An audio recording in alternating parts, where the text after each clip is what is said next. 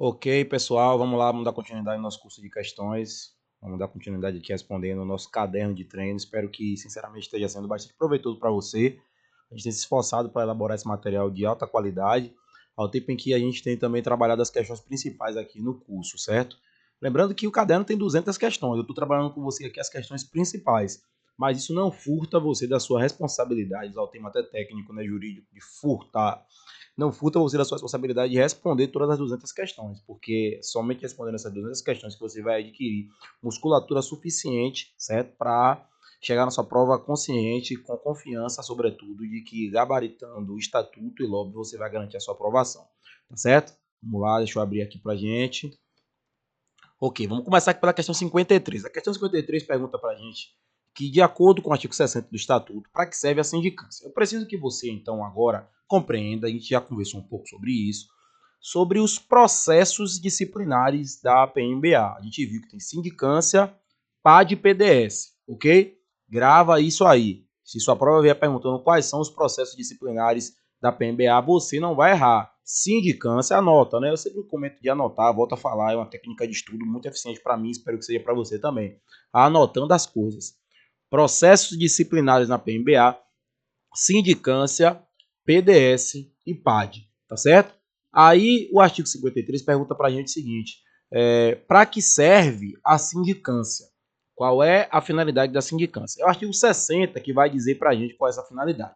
O artigo 60 fala o seguinte: a sindicância será instaurada para apurar irregularidades ocorridas no serviço público, identificando a autoria e materialidade da transgressão disciplinar. Ou seja, a sindicância ela tem a natureza de ser ali introdutória. Observe que a essência dela é buscar os indícios de autoria e materialidade. Ocorreu o fato, né? Supostamente ocorreu o fato, melhor dizendo. Então você vai instaurar uma sindicância para apurar se aquele fato de fato aconteceu e quem foi que praticou.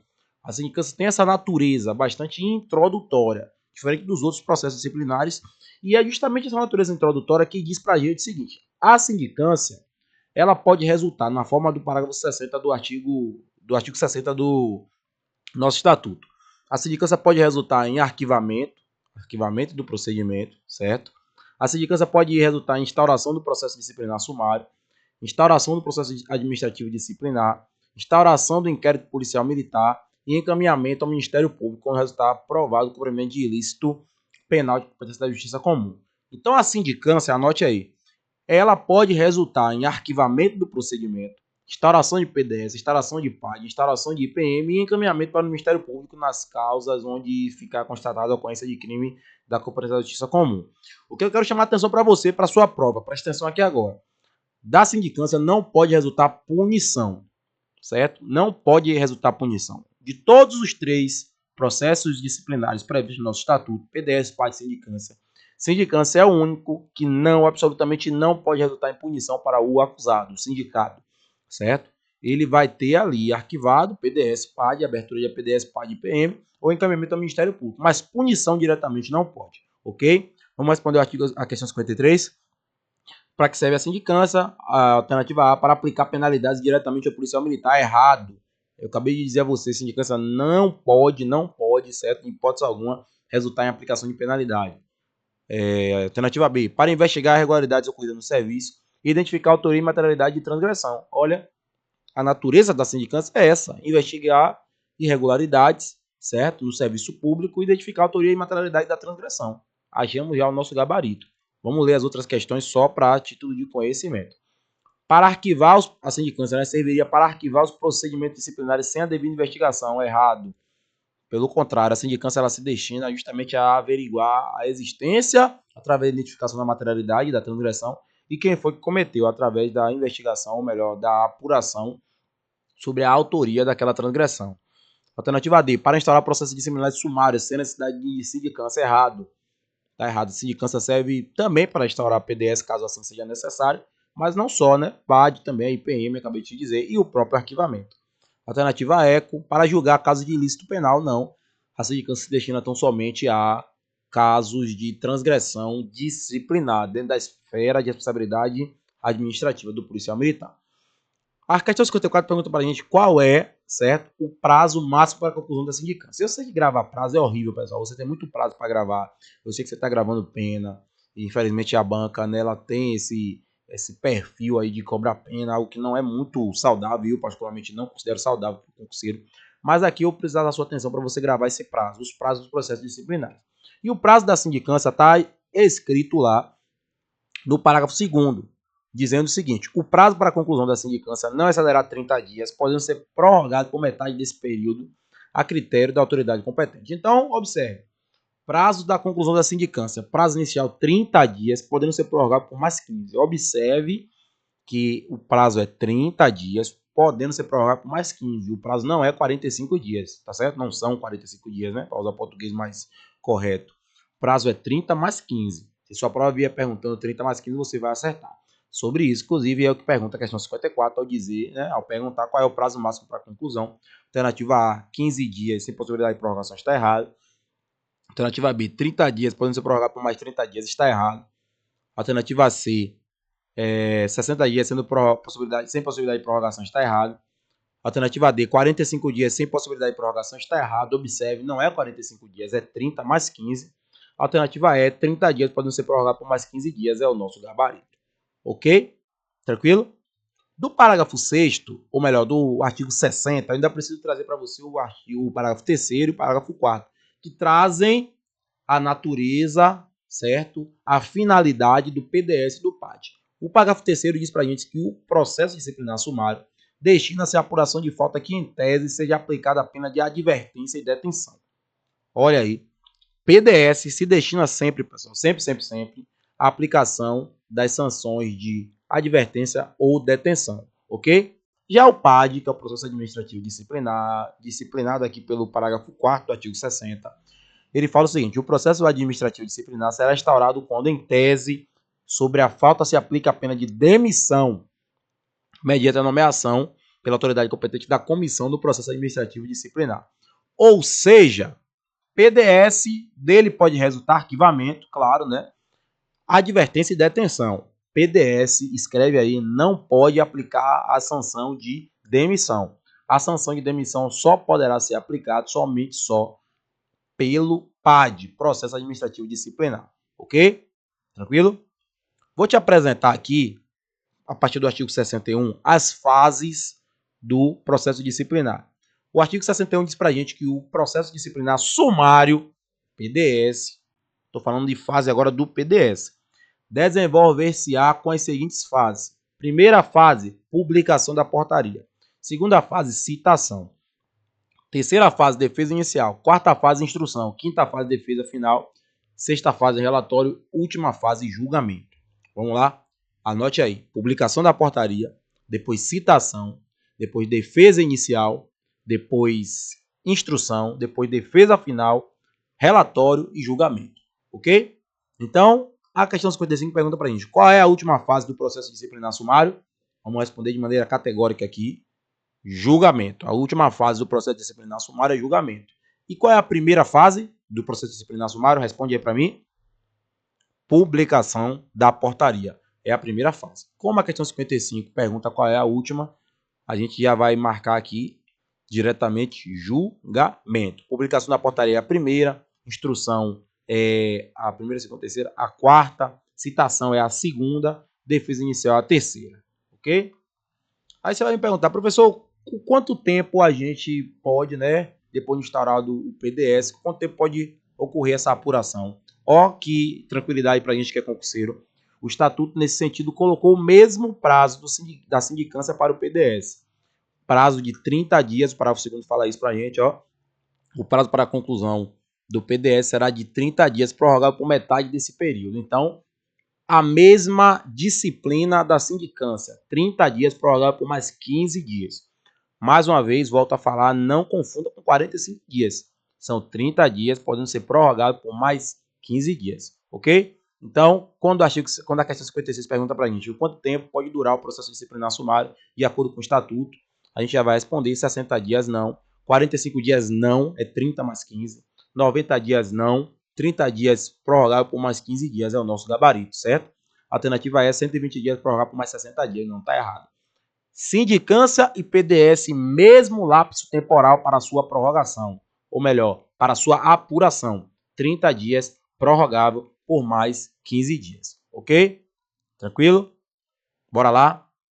Bora aqui agora passear pela disciplina do PAD, né? Já te disse do PDS, o PDS ele é destinado a aplicar em tese as sanções de advertência e detenção, ok? Já o PAD é para demissão. Te apresentei as fases do PDS, inicialmente publicação da portaria, depois citação, defesa inicial, instrução, defesa final, relatório e julgamento. E vou te dizer aqui agora as fases do PAD, é o artigo 63 que fala pra gente. O processo administrativo disciplinar desenvolver-se-á com as seguintes fases: instauração com a publicação da portaria, igualzinho ao PDS, mas aí vem a adição de uma nova fase, que lá não tinha. Preste atenção, porque sua prova pode perguntar qual é a diferença. E existe a adição da lavratura do termo de acusação. Lá no PDS, a segunda fase é a citação. Aqui não, a citação é a terceira, porque entre a publicação da portaria e a citação haverá a lavratura do termo de acusação, ok? Portanto, terceira fase, citação, quarta fase, defesa inicial, quinta fase, instrução, sexta fase, defesa final, sétima fase, relatório, oitava fase, julgamento. Até aí, tudo igual também. Existe, então, somente a adição, certo? A inserção de uma nova fase, que é chamada de lavratura do termo de acusação, ok? Qual é o prazo, professor, para a conclusão do PAD? É um prazo diferente. Sindicância 30 mais 15. PDS 30 mais 15. O prazo para a conclusão do PAD, na forma do parágrafo 4º do artigo 63, é de 60 dias, prorrogável por mais 60 dias. Ok? Portanto, se sua prova vier dizendo que é 120 dias, está certo ou está errado? Está errado, porque o prazo é 60 dias, podendo ser prorrogável por mais 60 dias. Inclusive, sobre 60, a questão 60 pergunta para a gente qual é o prazo para a conclusão do processo administrativo disciplinar. 15 dias não, 30 dias não, 45 dias não, 60 dias. Observe que aqui ele não coloca, né? A questão não traz para a gente a possibilidade de prorrogação, mas não invalida essa alternativa. De fato, são 60 dias, certo? Sendo possível a prorrogação para mais 60 dias. Então, gabarito da questão 60, letra D. Ok?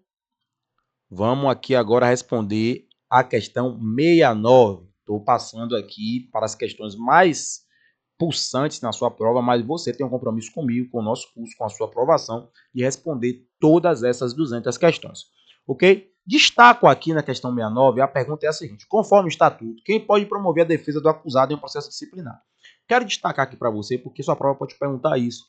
Quem deve exercer a defesa do acusado?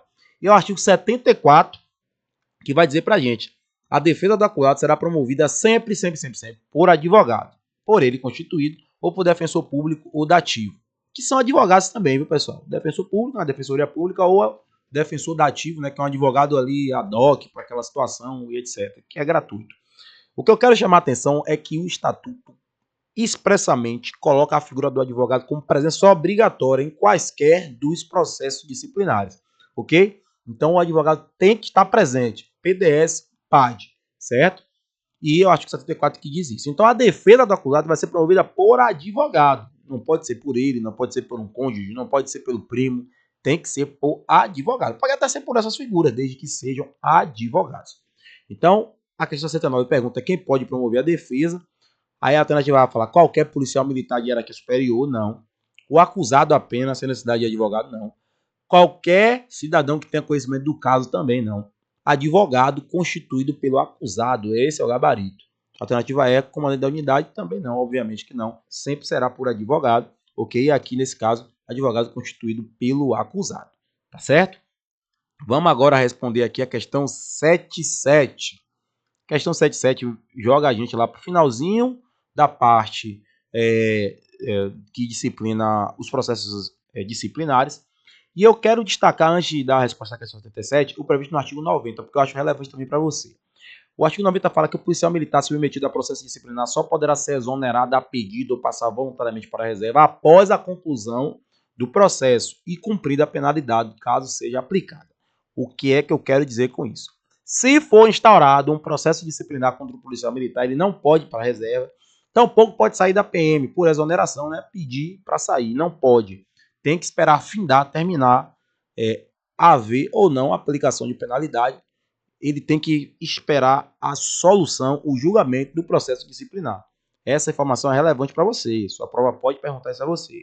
Trazendo um caso, né, uma história hipotética de que o policial teve contra si instaurado um PDS e pediu para sair da PM, pediu exoneração. Tá errado. Ele só pode ser exonerado, ok? Só pode ser exonerado depois de findado, terminado os processos disciplinares. Além disso, o artigo 91 traz para a gente uma condição, uma ferramenta interessante, que é a revisão do processo. O artigo 91 fala para a gente que o processo disciplinar poderá ser revisto a qualquer tempo, a pedido ou de ofício, quando se aduzirem fatos novos ou circunstâncias suscetíveis de justificar a inocência do punido ou a inadequação da penalidade aplicada. Qual é esse instituto, professor? O que é esse instituto? É a revisão do processo. Vamos supor que tenha sido instaurado o PDS, o policial militar X foi punido com detenção de 30 dias, e depois de um tempo ele conseguiu comprovar que não foi ele que praticou aquela transgressão disciplinar punida. Ele pode pedir, tanto pode pedir como pode ser de ofício, a administração sozinha pode startar essa revisão do processo, de modo a identificar a inocência dele ou até a inadequação da penalidade. Vamos supor que tenha sido ele, mas que ele não somente colaborou, ele não foi o autor da ação. Consequentemente, ele não deveria ter tomado 30 dias. Então, aqui nós temos a figura da revisão que pode servir para comprovar a inocência dele ou a inadequação da penalidade. Lembrando que, na forma do parágrafo único, a revisão do processo jamais poderá agravar a penalidade aplicada. E é por óbvio, né? Senão, seria um desestímulo ao policial militar a utilização dessa ferramenta, haja vista que poderia ter a possibilidade de agravamento da sua penalidade. E aqui não. Aqui existe uma proibição expressa do agravamento. A revisão do processo sempre será para ser benéfica ao policial militar. Ok? Então a questão 77 pergunta. Questão 77. Sob que condições o processo disciplinar poderá ser revisto? Alternativa A, apenas a pedido. Opa, não. A gente viu que a pedido ou de ofício. Alternativa B, apenas de ofício. Está errado também. A pedido pode. Apenas a pedido, mais uma vez errado. Apenas de ofício, mais uma vez errado. Alternativa E, o gabarito, a pedido ou de ofício, quando se aduzirem fatos novos ou circunstâncias suscetíveis de justificar a inocência do punido ou a inadequação da penalidade aplicada. Tá certo? Pessoal, vamos continuar nossos estudos na próxima aula com um novo assunto. Quero você aqui comigo, quero você aqui concentrado, porque você que é meu aluno vai com certeza gabaritar estatuto, vai gabaritar LOB. Tá certo? Espero na próxima aula. Forte abraço.